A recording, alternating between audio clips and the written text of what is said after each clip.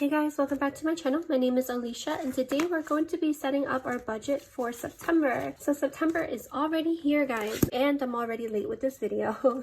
So let's go ahead and get started. I have my washies here and I'm going to go ahead and set up all three of these spreads as we did together the other months. The first one I'm going to do is going to be our variable income though. Just because I want to write down how much we're going to be working with, or the estimate at least, since I don't show my full income.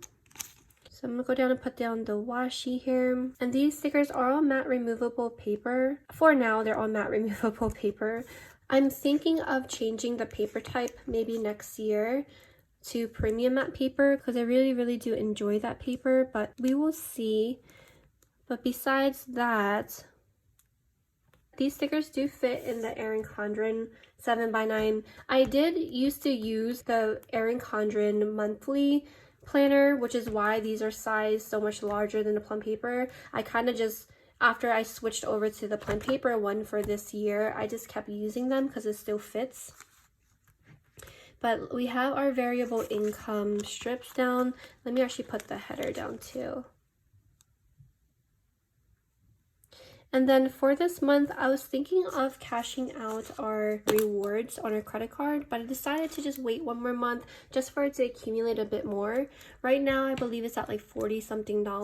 And since we just cashed out last month for the 180, I didn't want to cash out again. I will just probably end up doing it next month. But I'm going to go ahead and write down all of our income. I always write down our income from our job, our full-time job, because it's kind of variable in my mind because it can be off by a few dollars or even a few cents, or if we do overtime or if we're on call, we end up getting paid more, which is what happened with both mine and my husband's paychecks. But I'm still gonna just put in that base amount that we always estimate for because I don't show the full amount. So we're gonna be estimating for $1,300 for all four of them. So whatever extra amount from the amount we're budgeting for, I put that in savings. So this is going to force us to save. We haven't been doing the best with saving ever since we moved into our home that we're living in now. So let's do all of the paychecks. So I went ahead and wrote down all four of our paychecks, and then I wrote rollover for whatever rollover amount that's left over from last month. And then I also did write mess up because for one of my weekly check-ins, I realized that I ended up putting an extra $275 in the sinking funds, I believe is what it was. So that amount, after I realized I accidentally put that extra money there, I am going to be using it for this month's budget.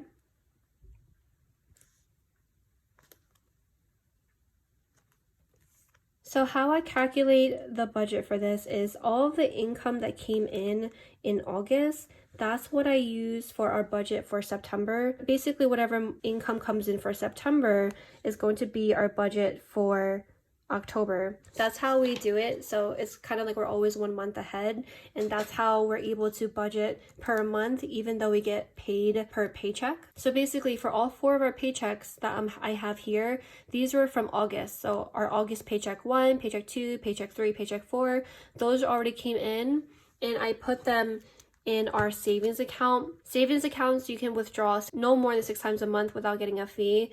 So of course from his and hers, that means per paycheck we transfer over $1,300 from a paycheck over to savings, and then from savings for the new month I'm going to be putting that $5,200 into our primary checking account so we can spread it out to where it's supposed to go. Hopefully it'll make more sense after I get the numbers. I can explain it more, but let's go ahead and write down the numbers. So I'm just going to put $1,300 for all of these, and of course you guys can put whatever amount. You guys can do the budget based off of your true income or based off your expected income. I just personally like doing this so it can force us to save more per month, because whatever that actual amount is, that variance from our expected to our actual, I put that amount in our savings. I'm not going to calculate anything expected for the rollover amount, but for the mess up, we definitely do know that there's a $275 extra that we have to play with. So that means in total, all of this added up, our expected income, that is going to be $5,475. And then I'm going to go ahead and just put one of these washies down here just to close it off.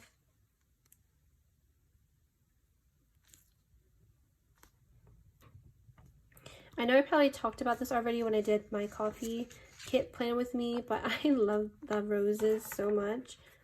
Okay, so we have that one, and I'll put a little flag here. And then I do want to put this up here as well. And this is where I just want to note that the mess up is from the August sinking fund. We transferred over an extra $275 extra by accident. So now that the variable income is good, let's go ahead and do our September budget. For our September budget, I'm going to be using this roses pattern, or the washi option 1 for September. That's very pretty. And then this is my September sheet. And then, let's see.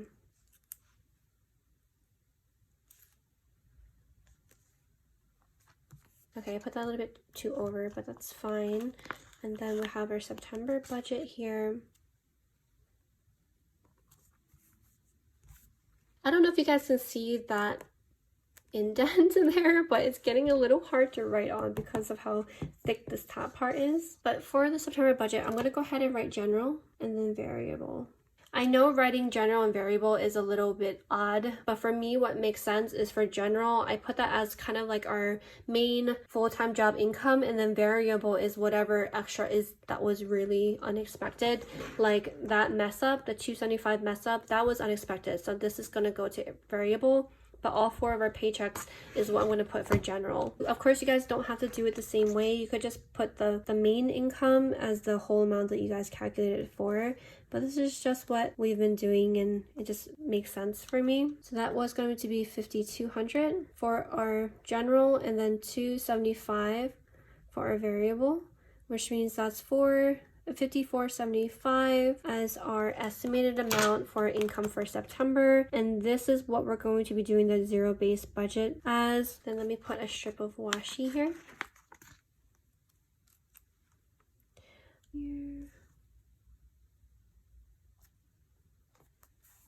Okay, that looks cute. And then we can put our variable income. So I have 2 sections for my variable and fixed expenses. This is because I like to keep all of my bills separate from all of my other expenses.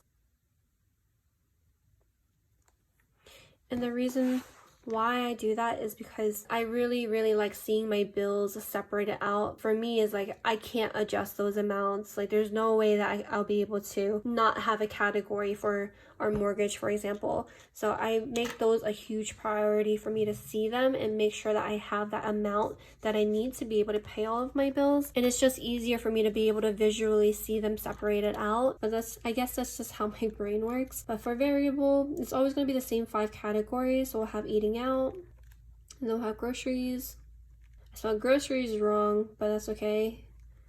I spelled everything wrong. And then pups and shopping. And then I'm going to go ahead and skip a line. Then for our fix, we're going to have sinking funds,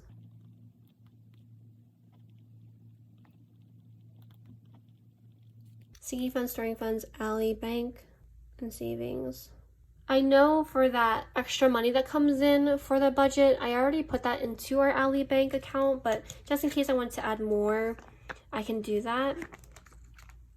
And then I'm going to go ahead and close this off and just skip a line. I'm going to put that right there. And then I can also just put another washi.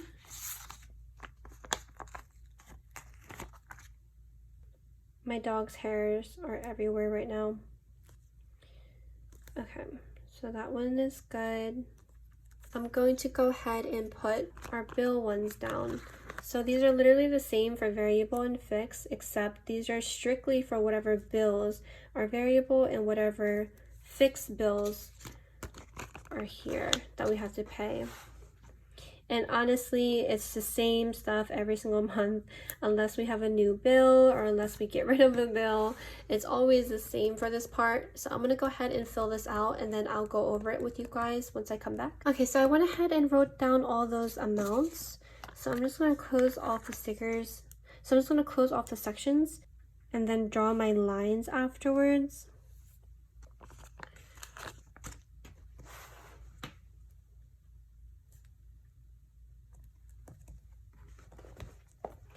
So for our fixed bills, these are the bills that do not change every single month. It's the same thing, of course, unless you downgrade or something changes. But for a mortgage, it's gonna be $2,130.42. Before moving into our home, we lived in an apartment and the rent we were paying at the time was like $1,650, and it was going to get raised up by like an extra $100. So we're like, why not move into something that we're going to own? Because we were just so tired of moving from apartment to apartment to avoid paying higher rent. And also it was just very difficult to find an apartment that would accept German Shepherds. Some of you guys might know we have a German Shepherd and a Golden Retriever. And it's funny because our Golden Retriever is so much more aggressive than our German Shepherd. Our German Shepherd is just the sweetest thing. She'll let anybody and everybody bully her. And she's just so sweet. All she wants is love. And then our Golden Retriever is the one who's skeptical about everybody. So that's why it's kind of funny for us. And it's also annoying because they don't accept her breed. But yeah, so that's what happened. And it's also the new community. So we just saw the opportunity and we took it. And we know we're going to be planted here for quite some time. But yes, so our internet is going to be $79.99. Student loans, both of me and my husband's are a little over $180. And then of course our subscriptions and our HOA is $80.66. I put a C next to the ones that come out of our credit card just for me to remember which ones come out of our credit card and which one doesn't. The bills that we were able to hook up to our credit card without getting any additional fees or penalties, we did that so we can gain an extra 2% cash back on them. And then for the ones that we couldn't, or if the fees outweighed the 2% cash back, then we just left it so that those amounts will come out directly from our checking account.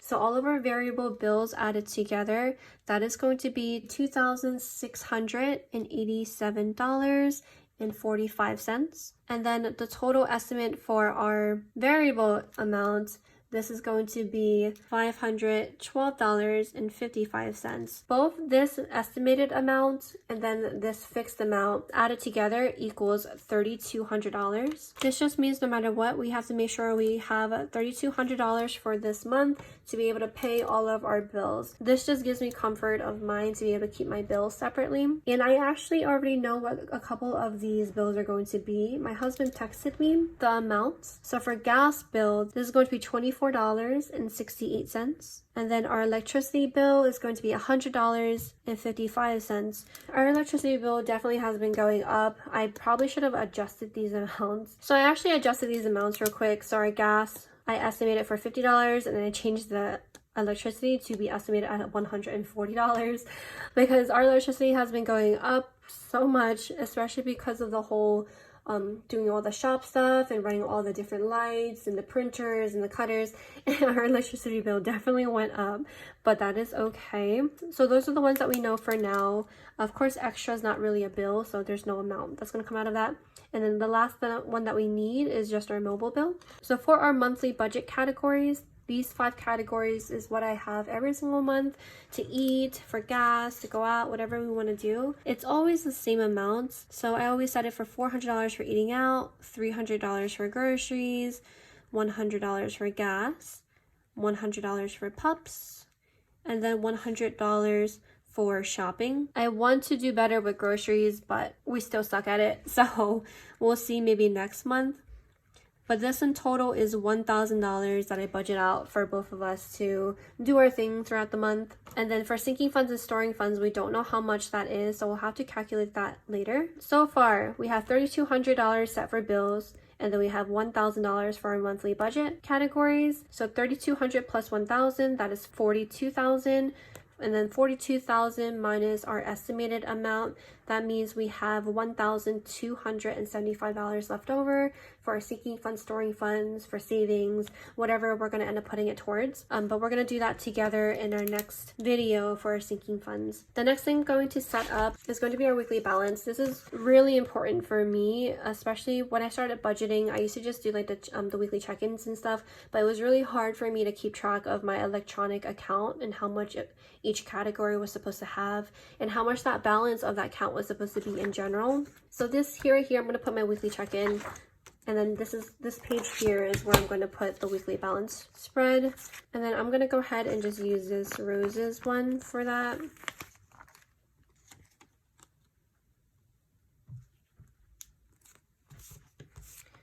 Okay. And then I have 2 weekly balance scripts here just in case you guys have like a lot of different accounts that you guys want to keep track of. But for me, 1 page fits everything since I only have like 4 main categories. So we'll go ahead and put our strips down. And then I'm going to count out 4 because I have 4 different categories.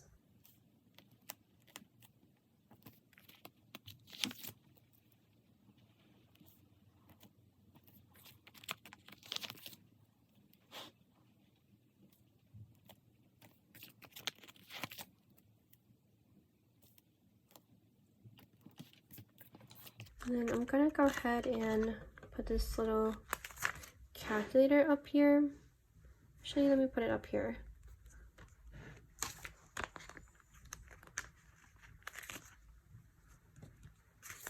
Why not? That looks cute.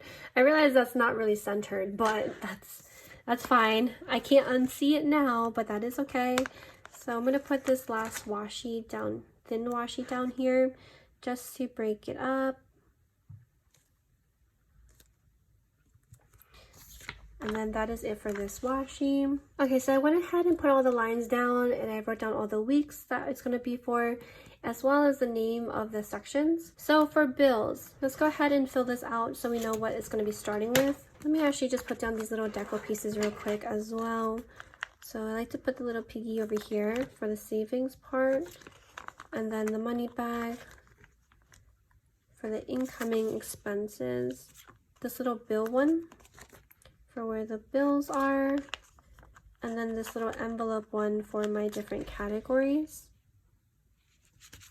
So for our bills, we know that we're starting with $3,200 because that's going to be what's going to be for our bill category. So we're going to put the starting amount of $3,200.